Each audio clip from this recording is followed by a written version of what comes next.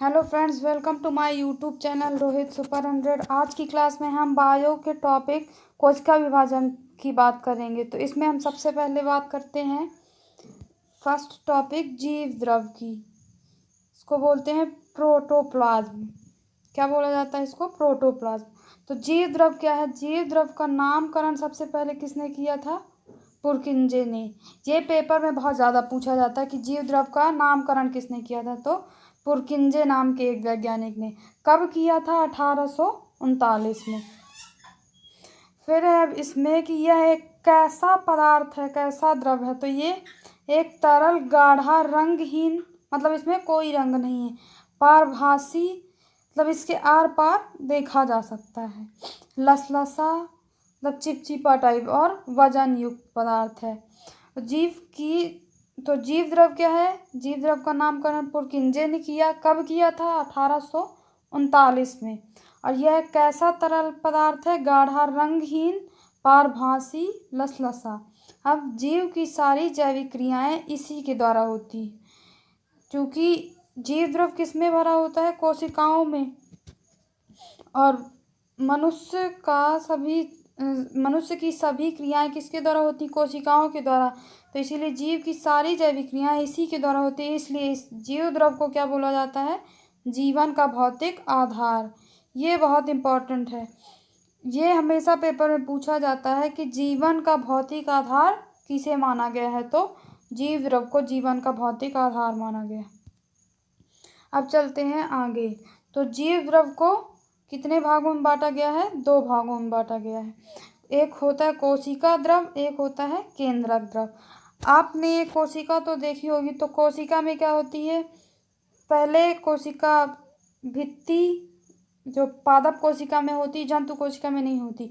उसके बाद क्या होती है? कोशिका झिल्ली। और फिर क्या होता है? केंद्रक।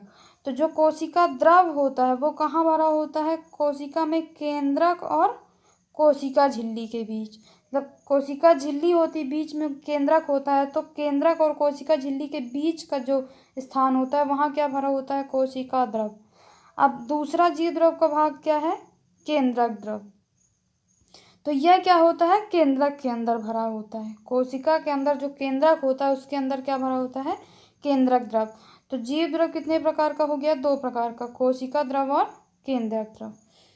अब जीव द्रव का 99% भाग क्या होता है? 4 तत्वों से मिलकर बना होता है। वो कौन कौन से तत्व हैं? ऑक्सीजन, जो कि 76% होता है जीव द्रव में। कार्बन कितने परसेंट? 10.5%। हाइड्रोजन 10% और नाइट्रोजन 2.5%। मतलब जीव द्रव में सबसे ज़्यादा क्या पाई जाती है? ऑक्सीजन। कितनी? 76%। अब आगे अगर बात करें तो जीव द्रव का लगभग 80% भाग किसका बना होता है? जल का। ये पूछा जाता है कि जीव द्रव का 80% भाग, मतलब सबसे ज़्यादा क्या होता है जीव द्रव में? तो जल की मात्रा होती है 80%। उसके बाद फिर ऑक्सीजन होता है 76%। अब जीव द्रव में अकार्बनिक और कार्बनिक यौगिकों का अनुपात कितना होता है? 81:19। ये बहुत इम्पोर्टेंट है, ये भी पेपर में कई बार पूछा गया है। तो जीव द्रव में अकार्बनिक और कार्बनिक यौगिकों का अनुपात कितना होता है? 81:19। तो हमारा जीव द्रव टॉपिक कंप्लीट हुआ। अब चलते हैं आगे। तो अब किसके बारे में जानेंगे? कोशिका के बारे में। दोस्तों, कोशिका क्या होती है? कोशिका जीवन की सबसे छोटी कार्यात्मक एवं संरचनात्मक इकाई है। ये कई पेपरों में पूछा गया है, आपने देखा होगा और पता भी होगा शायद आपको कि जीवन की सबसे छोटी कार्यात्मक एवं संरचनात्मक इकाई क्या है? कोशिका। अब इसे कार्यात्मक एवं संरचनात्मक इकाई क्यों कहा जाता है? मनुष्य का शरीर या फिर किसी जीव का शरीर किससे बना होता है? कोशिकाओं से मिलकर बना होता है। इसीलिए इसको क्या बोला जाता है? संरचनात्मक इकाई। मतलब कई कोशिकाएं मिलकर क्या बनाती हैं? एक संरचना बनाती हैं जीव की। अब कार्यात्मक इकाई क्यों बोला जाता है कोशिका को? जीवन की सबसे छोटी कार्यात्मक इकाई, क्योंकि सभी कार्य किसके द्वारा होते हैं? कोशिकाओं के द्वारा। इसलिए कोशिका को जीवन की सबसे छोटी कार्यात्मक एवं संरचनात्मक इकाई कहा जाता है। अब बात करें कि कोशिका की खोज किसने की थी? तो कोशिका को सबसे पहली बार किसने देखा था? एंटोन ल्यूवेनहॉक ने। ये कई बार पूछा जाता है कि कोशिका को सबसे पहली बार किसने देखा था? एंटोन वान ल्यूवेनहॉक ने, और इसका वर्णन भी किया था। अब कोशिका में अगर अवयवों की बात करें कि कोशिका किससे किससे मिलके बनी होती है, उसमें कितने % क्या होता है, तो जैसे जल की मात्रा कितनी होती है? 70 से 90%।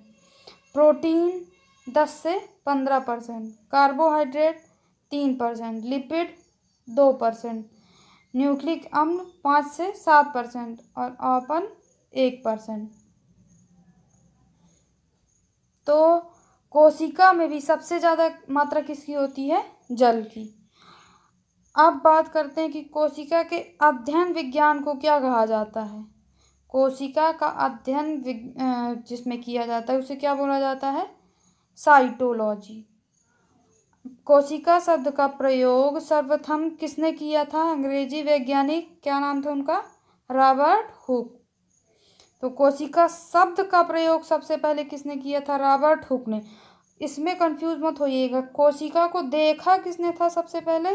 एंटोन ल्यूवेनहॉक ने। और कोशिका शब्द का प्रयोग सबसे पहले किसने किया था?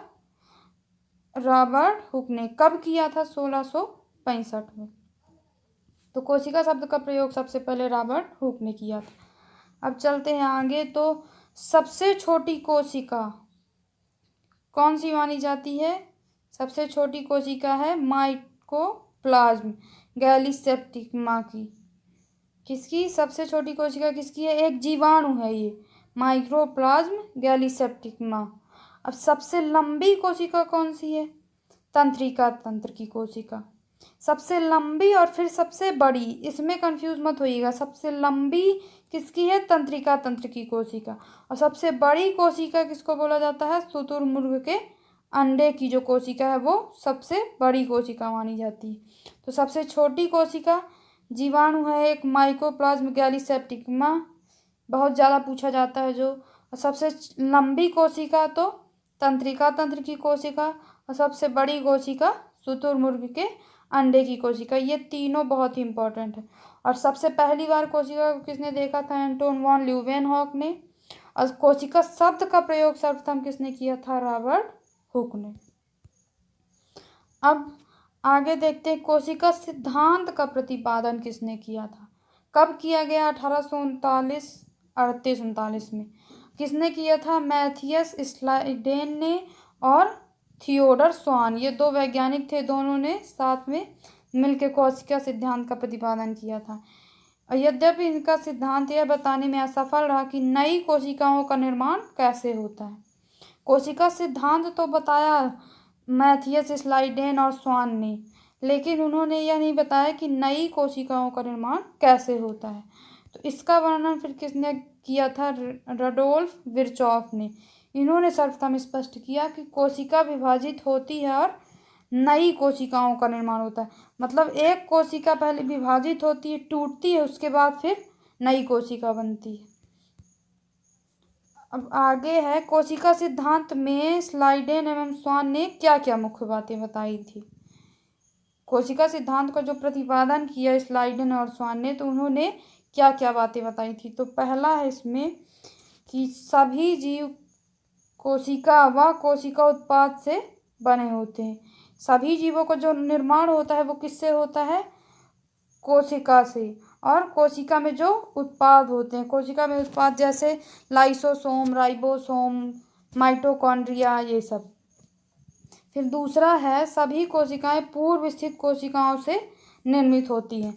मतलब ये कि जो नई कोशिकाएं बनती हैं वो पुरानी कोशिकाओं के विभाजन से बनती है, जो आपने अभी पहले भी देखा। फिर है तीसरा, कोशिका का निर्माण जिस क्रिया से होता है उसमें केंद्रक मुख्य अभिकर्ता होता है। कोशिका का निर्माण जिस क्रिया से होता है, मतलब जब नई कोशिका का निर्माण होता है तो सबसे ज़्यादा जो अभिकर्ता, मतलब जो कार्य करता है वो कौन करता है? केंद्रक करता है। फिर कोशिकाएं कितने प्रकार की होती हैं? तो कोशिका 2 प्रकार की होती हैं। कौन कौन सी? प्रोकैरियोटिक और यूकैरियोटिक।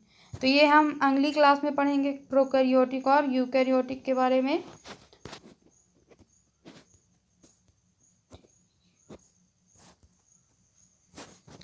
तो दोस्तों, यदि वीडियो आपको अच्छा लगा हो तो प्लीज़ लाइक एंड सब्सक्राइब ज़रूर करें और अपने दोस्तों के पास शेयर करें। धन्यवाद।